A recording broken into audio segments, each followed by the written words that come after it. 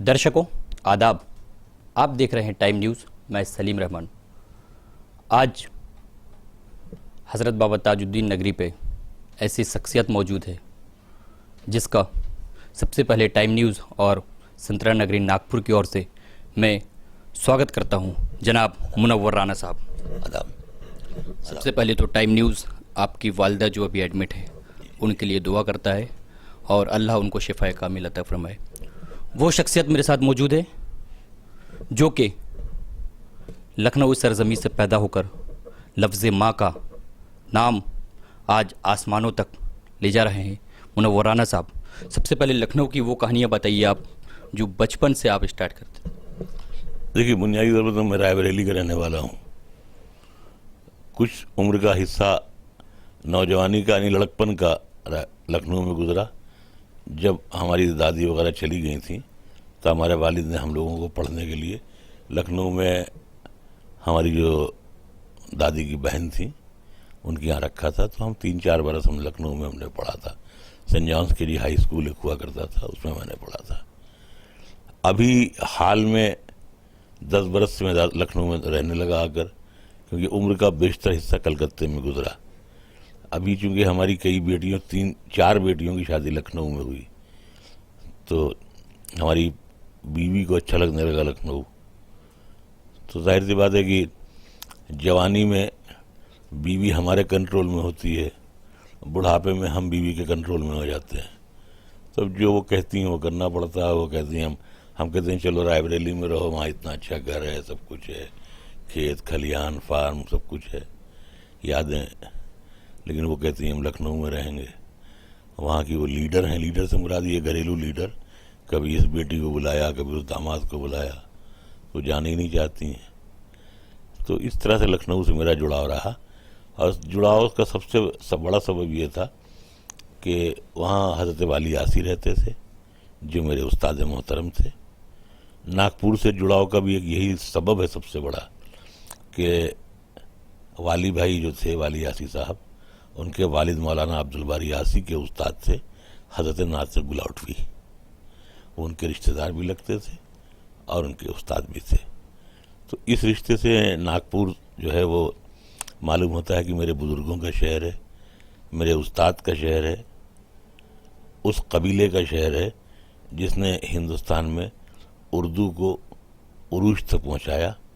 और दाग दहलवी ने उर्दू ज़बान को इस तरह धोया मांजा और पाक किया कि हर मकतबे फ़िक्र के लोग, चाहे वो सिपाही हों, चाहे फ़ौजी हों, चाहे लीडर हों, चाहे रहबर हों, चाहे आलिम हों, सबकी चहेती ज़बान उर्दू हो गई। इस रिश्ते से मुझे नागपुर भी अच्छा लगता है। और यही रिश्ता लखनऊ में भी था कि चूँकि वाली आसी साहब वहाँ रहते थे, मेरी परवरिश में, मुझे पालने में, मुझे शायर बनाने में, मुझे अच्छा शायर बनाने में उनका हाथ है। तो जितना उन्होंने मेरे लिए कोशिश की, यानी मेरी कामयाबियों के लिए, मेरी सेहत के लिए, मेरे कारोबार के लिए, मेरी बच्चियों के अच्छे नसीब के लिए जितनी उन्होंने दुआएं मांगी, ग़िलाफ़े काबा तक पकड़ के दुआएं मांगी, तो मैं या मेरा ख़ानदान उनके बच्चों का कर्जदार है। लेकिन कहीं ना कहीं अब आपको ये नहीं लगता कि उर्दू अदब, उर्दू ज़ुबान कहीं ना कहीं इसको नीचे दबाया जा रहा है? उसका वजह क्या है? देखिए, असल में हर ज़बान के साथ अच्छे बुरे वक्त आते रहते हैं, तो इससे मायूस नहीं होना चाहिए। ये है कि जो उत्तर प्रदेश और बिहार या जो काऊ बेल्ट कहलाता है हिंदुस्तान में, तो काऊ बेल्ट में उर्दू के हालात अच्छे नहीं हैं। लेकिन उसमें हुकूमत या दूसरों के बमुकाबला हमारा जुर्म, हमारा दोष ज़्यादा है।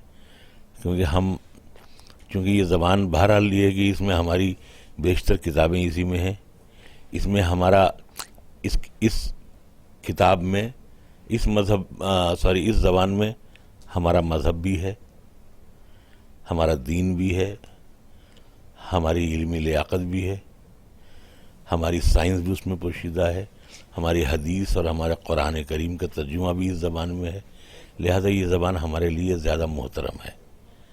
ऐसा नहीं है कि दूसरी ज़बानों का मजहबी या इल्मी मवाद ज़बान में शामिल ना हो। इस ज़बान में हमारी ही लाइब्रेरी में बेहतरीन हमारा रामायण रखी हुई है, जो 1800 कुछ छपी हुई है। गीता के तकरीबन 7-8 तर्जुमे हमारे पास रखे हुए हैं।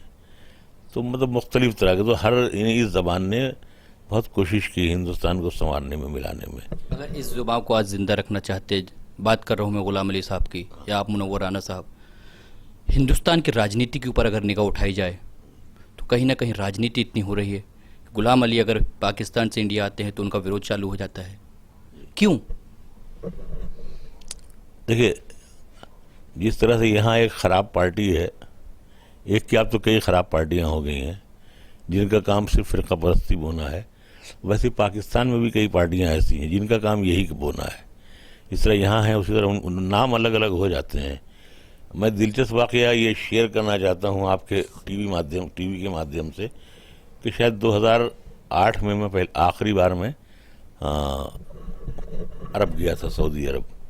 10-12 बार मुझे जाने का इत्तेफाक हुआ है या मुझे शरफ़ हासिल हुआ है उस मुक़द्दस ज़मीन पे तक पहुंचने का। तो मैं अपनी अहलिया के साथ में मदीने की देहातों की गलियों में घूम रहा था, जो मदीना शरीफ के इर्द गिर्द जो इंटीरियर में। तो मैंने एक जगह, एक बस्ती में मैंने देखा कि वो शिवसेना के झंडे लगे हुए थे, मतलब रंग उस तरह के थे। तो मैंने हंस के मैंने कहा क्या ये सब पार्टी यहाँ भी आ गई क्या? तो किसी ने बताया कि नहीं साहब, ये रंग जो है ये फला फला फुटबॉल क्लब है, ये उसका झंडा है। तो मेरा कहने का मतलब ये है कि देखिए, एक वो अरब है जिसको आप कट्टरपंथी कहते हैं, उनके यहाँ रंगों का ये एहतराम है कि कोई भी रंग हो सकता है। हमारे मुल्क में रंगों की ये तौहीन है कि अगर हरा रंग इस्तेमाल कर लिया गया तो किया जाता है, तो कहते हैं ये मुसलमान रंग हो गया है। तो हमें अफसोस होता है कि एक तरफ तो हम ऐसे मुल्क में पैदा हुए जिस मुल्क की तरफ इशारा करके हमारे अल्लाह के रसूल ने फरमाया था कि हमें मशरिक़ से ठंडी हवाएं आती हुई नज़र आती हैं। हम उस मुल्क में हमें पैदा होने का शरफ़ हासिल किया कि जब हज़रत हुसैन को जब यजीदियों ने घेर लिया था तो उन्होंने उनसे इजाज़त मांगी थी कि हमको यहाँ से हिंदुस्तान चला जाने दिया जाए। जिस हिंदुस्तान का ये इतिहास रहा हो, जिस हिंदुस्तान की ये तारीख़ रही हो, जो हिंदुस्तान पूरी दुनिया को शराफत, रवादारी और मोहब्बत का सबक सिखाता रहा हो, उस मुल्क में अजीब व गरीब सूरत हाल आ गई कि अगर कोई हरे कपड़े पहने हैं तो हरा सांप हो गया। तो कहने का मतलब, जब आप एक कौम को हरा सांप बोल दें, एक रंग को आप ये बोल दें, पीले से हम नफरत करेंगे साहब, नहीं ये हिंदुओं का रंग है, तो इसका मतलब है कि हम गलत रास्ते पे जा रहे हैं। हिंदू हो या मुसलमान हो, जो भी इस मुल्क से ताल्लुक़ रखते हैं, अगर आप अपने आप को वो नहीं बदलेंगे तो वो तो बर्बाद होंगे ही, ये मुल्क भी बर्बाद हो जाएगा। बीजेपी लीडर द्वारा आपके ऊपर एक आरोप लगाया गया था डिबेट के दौरान पे कि मुनव्वर राना साहब आप प्री प्लानिंग आए हुए हैं अवार्ड वापसी के लिए। आपको ये नहीं लगता कि कहीं ना कहीं भारतीय जनता पार्टी की खुद प्री प्लानिंग हुई हो, जो बिहार इलेक्शन के बाद में अवार्ड वापसी बंद हो गया? अभी यूपी इलेक्शन आ रहा है, अवार्ड वापसी नहीं तो कोई और वापसी नहीं चलेगी। प्रॉब्लम ये है कि ये जो बिठाए जाते हैं, जो वहाँ पर डिबेट में या जो एंकर बिठाए जाते हैं, इनकी प्रॉब्लम ये होती है कि ये पढ़े लिखे होते ही नहीं हैं। पढ़े लिखे होने का मतलब ये है कि जैसे हमें धर्म के उस पर नहीं बिठाया जाना चाहिए, हमें धर्म के बारे में उतनी मालूमात नहीं है। ये जो धर्म गुरु के नाम पे बिठा दिए जाते हैं, चाहे वो हमारी तरफ वाले हों या उधर वाले हों, ये सब 99% नॉनसेंस होते हैं। सब सड़क पर घूमने वाले हैं, दुकानदारी करने वाले हैं, उनको बोल दिया जाता है ये धर्म गुरु हैं। तो ऐसे नहीं होगा। जब आप बराबर के, मतलब अगर किसी पढ़े लिखे आदमी के मुकाबले में जब साहित्य की बात हो रही है तो वहाँ संबित पात्रा जैसे लोगों की कोई ज़रूरत ही नहीं है। फिर वहाँ पार्टी को भी ऐसे लोगों को भेजना चाहिए जो बोलना, बात करना, सम्मान करना जानते हो। उनको बेचारों को कुछ मालूम ही नहीं है। मैंने इसीलिए संबित पात्रा से ही कहा भी था, मैंने कहा भाई आप उड़ीसा वापस चले जाइए, आपकी यहाँ ज़रूरत नहीं है। हालांकि वो बाद में बहुत शर्मिंदा था, मुझसे कहने लगा नहीं मैं आपके बेटे की तरह हूँ। तो मैंने कहा नहीं आप बेटे की तरह, इसलिए मैंने आपको डांटा भी कि आप मेरे बेटे की तरह दिखाई भी दीजिए। तो ये है कि इसमें ये जो सूरत हाल है इस मुल्क में, उसकी ख़राबी यही है। अब जो ये कह दिया गया कि साहब वो बिहार से पैसा मिल गया साहित्यकारों को, जो मुल्क अपने साहित्यकारों पर शक कर रहा है, इसका मतलब है उस मुल्क में लीडरों की वल्दियत भी चेक करनी चाहिए कि वो असली बाप के हैं भी कि नहीं है।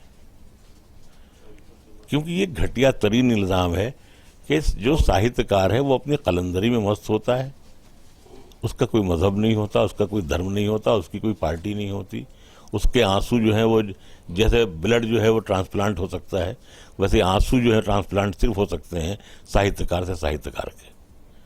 तो ये इल्ज़ाम लगा देना कि बिहार में अगर बिहार वालों ने इतना पैसा बांटा, बिहार से साहित्यकारों ने पैसा लिया, आप उनके अकाउंट चेक करवाइए, सब पता करवा लेते हैं, आप दाऊद इब्राहिम के तार जोड़ निकाल लेते हैं, सब जोड़ लेते हैं, रिश्ता निकाल लेते हैं। और अगर आप पैसा साहित्यकारों ने लिया तो उनको अरेस्ट कीजिए और ज़माने को दिखाइए कि इसने पैसे लिए हैं, वरना जिसने ऐसा कहा है उसको पार्टी से निकाल बाहर कीजिए। वरना अगर आप ये नहीं करते हैं तो इससे जाने अनजाने में आपकी पार्टी को नुकसान पहुंच रहा है, या किसी भी ऐसे शख्स को, किसी भी ऐसी पार्टी को नुकसान पहुंचता है जो अपने देश के साहित्यकारों पर लांछन लगाता है। आपने इशारेतन एक बात कहा, इस हुकूमत को मैं नामर्द कहता हूं, और अगर नरेंद्र मोदी के पास जाऊं तो उससे ये नहीं निकाला जाए कि मैं जूती उठाऊंगा, उससे ये निकाला जाएगा कि मुनव्वर राना क्या करने वाले हैं, ये सामने बात। देखिए, मैंने एक बात अभी किसी चैनल के माध्यम से बात कही थी कि हमारे चिंतन को हमारी आलोचना न समझा जाए। अगर हम ने एहतजाज में अवार्ड वापस किया तो इसका दुख हमें कितना होगा, क्योंकि ये 40 बरस की मेहनत पे एक ऐसा टुकड़ा मुझे साहित्य अकेडमी से दिया गया था जिसको बेचकर मैं एक हफ्ते की दवा भी अपने लिए नहीं ला सकता हूं। तो इसका मतलब है अगर मैं 40 बरस बजाय ये शायरी करने के अगर मैं किसी लड़के को ट्यूशन पढ़ाता होता तब भी आज मेरे अकाउंट में 10 लाख रुपए होते। लेकिन मेरी 40 बरस की मेहनत को आप इस तरह से मिट्टी में मिला देते हैं कि आप कह देते हैं कि साहब वो किसी वजह से आपने वापस कर दिया होगा। तो ऐसे इंसाफ नहीं हो सकता है। मैं अटक गया कहाँ पर, आपने पूछा था अभी सवाल में जूते वाला, आपने कहा कि मैं जूते नहीं उठाऊंगा बल्कि वही कहूंगा। तो जैसे मैं ये कह रहा हूँ कि वो मैंने जब शेर ये कहा कि अगर दंगाइयों पर तेरा कोई बस नहीं चलता तो फिर सुन ले हुकूमत, हम तुझे नामर्द कहते हैं। तो ये बिल्कुल ऐसे ही है चोर की दाढ़ी में तिनका। यानी अगर इस तरह का कोई केस होता है तो उसमें हुकूमत का यानी मुख्यमंत्री या प्रधानमंत्री नहीं है, एक सिपाही भी दोषी है, एक वहां से गुजरने वाला भी दोषी है। तो इसमें पूरे मुल्क के लोग दोषी हैं। लेकिन अगर कोई ये सोचे साहब भाजपा के खिलाफ बोला, भाजपा के खिलाफ, तो इसलिए महसूस होता है कि एक मुसलमान ने बोला, तो मुसलमान ने बोला तो भाजपा के खिलाफ बोल दिया होगा। तो ऐसा नहीं सोचना चाहिए। जाहिर सी बात है कि भाजपा हो या कांग्रेस हो, कोई पार्टी हो, ये मुसलमानों के लिए सब एक तरह की हैं। ऐसा तो नहीं किसी के सुरखाब के ऊपर लगे हों। और हम बहुत सीधी सी बात कहते हैं कि अगर जैसे मैंने ये बात कही थी, बाद में जो मीडिया ने उसको गलत तरीके से पेश किया, जो उसका ख़ानदानी काम है। मैंने ये कहा था कि अगर मोदी जी के पास अगर मेरा जैसा ही आदमी मौजूद होता, जबकि मेरी कोई हैसियत नहीं है, तो मैं सिर्फ उनका हाथ पकड़ता और ले जाता मैं अखलाक के घर और उनसे ये कहता कि काले कपड़े नहीं पहने हैं तो इतना कर ले, एक ज़रा देर को कमरे में अंधेरा कर ले। अगर वो वहाँ मेरे साथ चले जाते तो जो 20 करोड़ वोट जो इधर उधर भटकते हैं, एक रात में भाजपा की झोली में आ जाते हैं। आपने ये भी कहा कि मोदी को कुछ लाइन बोलूंगा 1.5 साल की बचपना याद आ जाएगा। हाँ, तो मैंने यही कहा, जब उनसे पूछा कि आप मोदी जी से क्या बात करेंगे, तो मैंने कहा मैं उनको यही बात कहूँगा कि आप इस मुल्क के हालात देखिए। इस मुल्क से मोहब्बत आप भी करते हैं, हम भी करते हैं। जैसे आप अपनी माँ से बेपनाह मोहब्बत करते हैं, हर आदमी अपनी माँ से मोहब्बत करता है, और मैं भी यही काम करता हूँ। तो हमारा आपका इसका मतलब है कि हमारी आपकी सोच एक है। तो अगर वो मेरा हाथ पकड़ ये कहते हैं कि मुनव्वर भाई चलिए हम वादा करते हैं, आइए कि अब इस मुल्क में हम दंगा नहीं होने देंगे, तो हम उनके जूतियाँ तक उठाने के लिए तैयार हैं। ये बात मैं आज भी कहता हूँ कि अगर इस मुल्क से अगर ये दंगे ख़त्म हो जाएं, फ़िरक़ा परस्ती ख़त्म हो जाए, ये मुल्क वैसा ही हो जैसा कहा जाता था कि हमारा सोने का हिंदुस्तान है, सोने की चिड़िया है, सोने का हिंदुस्तान है, वही सोने का हिरन भी था जो भगवान राम शिकार करने के लिए ढूंढ रहे थे। तो ये पूरा सोने का हिंदुस्तान ही था। तो अगर कोई शख्स इस मुल्क को नफ़रत, सांप्रदायिकता, फ़िरक़ा परस्ती से अगर बचाने के लिए तैयार हो जाए तो हम उसके जूते उठाने के लिए तैयार हैं। ख़त्म तो छोड़िए, बल्कि पठानकोट से लेकर अभी कल का भी रीज़न देखा जाए तो कल भी एक आतंकी हमला हुआ जहाँ पे 4 जवान खत्म हो चुके हैं। जी। इस पर क्या कहना चाहिए, क्या मैसेज देना चाहते हैं आप? इसमें ये है कि असल में जब हमारा शेर है कि सियासत नफरतों का जख्म भरने ही नहीं देती, जहां भरने पे आता है तो मक्खी बैठ जाती है। पाकिस्तान की जो मिलिट्री है उसके वो सत्ता सुख उसको हासिल है। वो कोई भी वहाँ हुकूमत में हो, चाहे नवाज शरीफ हो, चाहे जो भी हो, वटेवर, सब उनके इशारे पे चलते हैं, उनसे डरते हैं कि हमने अगर कोई गलत बात कह दी तो वहाँ मार दिए जाएंगे, नज़रबंद कर दिए जाएंगे।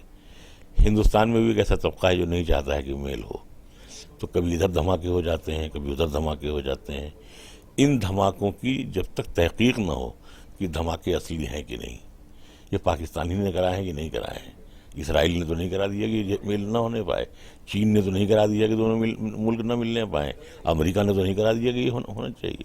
हम तो सिर्फ एक बात जानते हैं कि मोदी साहब को, नवाज साहब को सिर्फ एक माहदा करना चाहिए कि 25 साल तक हम जंग नहीं लड़ेंगे, एक दूसरे मुल्क में अस्पताल और कॉलेज और यूनिवर्सिटीज़ बनाएंगे, वो पैसा बचा करके जो जंग के नाम पे खर्च होता है। और 25 साल तक ये माहदा हो कि जिस तरह जब यहूदी और ईसाई मिल करके अरब मुल्कों को बर्बाद कर सकते हैं, तो हम ये कहते हैं कि हम हिंदुस्तान, पाकिस्तान और बांग्लादेश मिलकर अपने किसी भी दुश्मन का मुकाबला क्यों नहीं कर सकते हैं। अगर ये तय कर लिया जाएगा कि चीन भी हमला करेगा तो हम तीनों मिलकर एक साथ चीन से लड़ेंगे। जिस दिन ये फैसला हो जाएगा उस दिन से इस मुल्क या उस मुल्क की बात ही नहीं रह जाएगी, ये पूरा एक मालूम होगा, हिंदुस्तान, पाकिस्तान, बांग्लादेश, इसका यही मतलब होगा। आज मुस्लिम चेहरों का नाम आता है, आमिर खान, सलमान खान, शाहरुख खान, या गुलाम अली हो या मुनव्वर राना हो, कहीं ना कहीं दूसरी तरफ टिप्पणी सामने आ जाती है कि ये पाकिस्तान जाए। नहीं, हमसे तो किसी ने नहीं कहा पाकिस्तान जाओ, हमसे तो कोई कहता ही नहीं पाकिस्तान जाओ। इसलिए हम कहते हैं भाई पाकिस्तान तो आपने बनवाया, आप जाइए, हमने तो नहीं बनवाया। होके भी आ गए। हाँ, नहीं, हम नहीं, मोदी साहब की बात नहीं है। पाकिस्तान तो यहाँ की हिंदू फिरका परस्ती नहीं बनवाया, हमारा क्या लेना देना भाई, वो नेहरू समझे और जिन्ना समझे, हमने तो नहीं बनवाया, हम तो यहीं पैदा हुए। क्या लगता है आपको 2017 पे यूपी पे इलेक्शन है, दादरी और बाबरी फिर से सामने आएगा, या ऐसे कोई अवार्ड वापसी मैटर फिर से सामने आएंगे? दादरी और बाबरी की बात नहीं है। अगर अखिलेश की हुकूमत अगर अपने कार्यकाल में काम के सिलसिले में अच्छी उतरेगी तो उसकी हुकूमत कायम रहेगी, लेकिन अगर उसका काम अच्छा नहीं होगा तो लोग बदलना चाहते ही हैं, बदल देंगे। चलिए, राजनीति से लेकिन हटके ये गाय और बकरी और लव जिहाद और मुर्गी, हाँ, ये टोपी और ये बाबरी मस्जिद, इस पर अब ना हिंदू बेवकूफ़ बनने वाला है ना मुसलमान। सबको मालूम है कि ये सब इलेक्शन और सब ये खेल है, ये सिर्फ मुल्क को और हमारी गरीबी का मजाक उड़ाने के लिए सब तमाशा होता है। इसलिए कि बाबरी मस्जिद राम जन्मभूमि बन जाएगी तब भी दाल 200 रुपये किलो होगी, 40 रुपये किलो दाल नहीं होगी। तो आपको ये नहीं लग रहा है दाल जब 200 रुपये किलो पहुंच चुकी तो वो अच्छे दिन के वादे कहाँ थे? अच्छे दिन है या न्यूट्रल हो गए? अच्छे दिन तो किसी न किसी के आए होंगे ही, ज़रूरी है कि हमारे ही आए भाई, उनके आए, अब ये तो है, और किसी के आ सकते हैं। राजनीति से हटकर अब माँ के या बारिश हो तो ज़रूरी है आपके घर ही में बारिश हो, भैया वहाँ पाकिस्तान में बारिश हो रही है, उनको फ़ायदा हो रहा है, तो किसी के तो अच्छे दिन आए हैं, साहूकार के नहीं, चोर के अच्छे दिन आ गए होंगे। कहीं ना कहीं मोदी जी के तो बहुत अच्छे दिन आए, क्योंकि अभी तक 55 कंट्रीज घूम चुका है उन्होंने। नहीं, हमारे ख्याल से मोदी जी जो हैं इस वक्त खुद परेशान है, इसीलिए वो बार बार चले जाते हैं, क्योंकि उनकी जो पार्टी में जो सब बहुत से बेलगाम जो लीडर हैं जो किसी कंट्रोल में नहीं है, जो किसी भी घर में होता है कि जब सब बोलने लगते हैं तो बड़े की इज्जत नहीं रह जाती है। तो हमारे ख्याल से उस पार्टी की खराबी यही हो गई है कि जितने मतलब ये है कि एक अवध में एक लफ्ज़ है ननकुनिया, छोटे वाले इतने बड़े पिद्दी नेता, वो भी फौरन बोल देते हैं, गाली बक देते हैं, तो उसमें क्या करेगा आदमी। बिल्कुल ऐसे ही जैसे आप लोग हमारे बेटों की तरह हैं, अभी हमें बिठाया जाए पंचायत के लिए और आप लोग बोलना शुरू कीजिए तो हम बात क्या करेंगे। कहीं ना कहीं राजनीति से हटकर अब हम दूसरी तरफ आते, लफ्ज़ माँ। आपकी ज़िंदगी पे आपने माँ को लेकर कितनी किताबें लिखी है, कौन सी महत्वपूर्ण कहानी लाइन है जो हमारे दर्शकों को आप बताएं? इस तरह मेरे गुनाहों को वो धो देती है। माँ बहुत गुस्से में होती है तो रो देती है। सरकार ताजुल औलिया ताजुल नगरी ताज नगरी पे आप मौजूद हैं, उस पर क्या कहेंगे? सदियों से चल रही है हुकूमत फ़कीर की। लोकमत ने आपका प्रोग्राम ले रहा है, उसके बाद में आपके जो कंसेप्ट हैं माँ को लेकर आगे और क्या रहेंगे? इधर मतलब में एक नस्र में गद्र में किताब लिखना चाहते हैं वहाँ पर। तो देखिए वो वक्त अगर ज़िंदगी अगर वक्त दे, सेहत अगर इजाज़त दे तो कुछ न कुछ तो करना पड़ेगा। अभी हमने अपनी ऑटोबायोग्राफी पूरी की है, मीर आके लौट गया। तो मेरी किसी गज़ल में शेर है कि न होंगे हम तो हमारे ही तस्करे होंगे, कहेंगे लोग कि फिर मीर आके लौट गया। तो उस किताब का ऑटोबायोग्राफी करीब 650 सफ़े की है। उसका उन्वान है मीर आके लौट गया। वो वाणी प्रकाशन छाप रही, पहले हिंदी में आ रही है, उसके बाद उर्दू में और शायद दूसरी ज़बानों में भी आए। इस टाइम न्यूज़ के माध्यम से तमन्ना इवेंट आसिफ खान को क्या मैसेज देना चाहते हैं आप? आसिफ तो हमारे लड़कों की तरह हैं, छोटे भाई हैं वो, और बहुत मोहब्बत करते हैं। उनकी आवाज़ बहुत अच्छी लगती है मुझे। हाँ, मुझे अपनी आवाज़ पे बड़ा प्राउड था, लेकिन एक तो मैं अब बूढ़ा हो गया, दूसरे ये कि जाहिर सी बात है मेरी आवाज़ अच्छी हो या मेरे बेटे की आवाज़ हो, आवाज़ तो घर में ही है, तो इसलिए आसिफ की आवाज़ बहुत अच्छी है। आखिरी सवाल मेरा यह है, राना साहब आप काला लिबास बहुत पसंद करते हैं, इसके पीछे राज क्या है? दुनिया में जितने काले लोग हैं सफ़ेद लिबास पहने हुए हैं, इसलिए मैं एहतजाजन काला लिबास पहनता हूँ। ये तो सीधा इशारा आपने राजनीति के ऊपर कर दिया। नहीं, राजनीति नहीं, हर जगह है हमारे। ये मकाबिर के मुजाविर, ये मसाजिद के इमाम, मुझसे सब बेहतर सही, लेकिन फरिश्ता कौन है? बहुत बहुत शुक्रिया राना साहब टाइम न्यूज़ में, और ये थे हमारे साथ सफ़र आज तक में मुनव्वर राना। आगे भी आप देखते रहिए time news. Salim Rahman, cameraman Naveed Khan के साथ, नागपुर।